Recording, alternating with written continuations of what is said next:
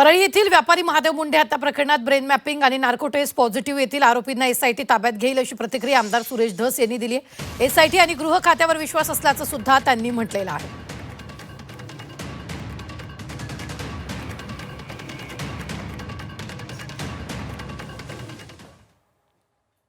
100% confirm नाही आहे आणि उद्याचा दिवस थांबायला काय हरकत नाही।